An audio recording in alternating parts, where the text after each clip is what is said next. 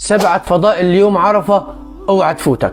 رقم 1: يوم عرفة هو اليوم الذي أتم الله فيه دين الإسلام، كما قال الله تعالى: اليوم أكملت لكم دينكم وأتممت عليكم نعمتي ورضيت لكم الإسلام دينا.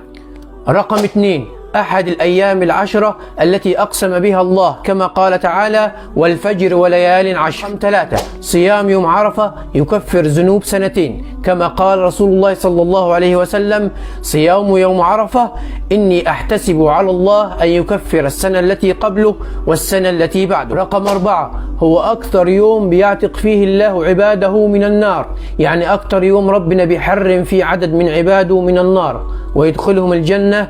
يا رب أنا وإنت نكون منهم يا رب العالمين. كما قال رسول الله صلى الله عليه وسلم: ما من يوم أكثر من أن يعتق الله فيه عبدا من النار من يوم عرفة، وإنه ليدنو سبحانه وتعالى ثم يباهي بهم الملائكة فيقول: ما أراد هؤلاء، يعني ما إيه عايزين، وربنا بنا أعلم سبحانه وتعالى. رقم 5: يوم يقول الله عز وجل فيه: أشهدكم يا ملائكتي أني قد غفرت لهم، اللهم اجعلنا ممن غفرت لهم يا رب العالمين. رقم 6: يوم عرفة هو أكثر الأيام اللي فيه يكون الدعاء مستجاب، فادعوا كما شئت، واوعى تحط لي في دماغك ان في دعاء مستحيل، لأن الله حيي كريم يستحي أن يرد يد عبده خائبة.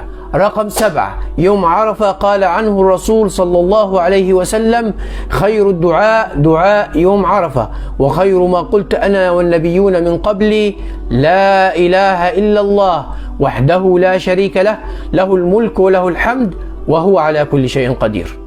دمتم في أمان الله، صلوا على رسول الله. السلام عليكم.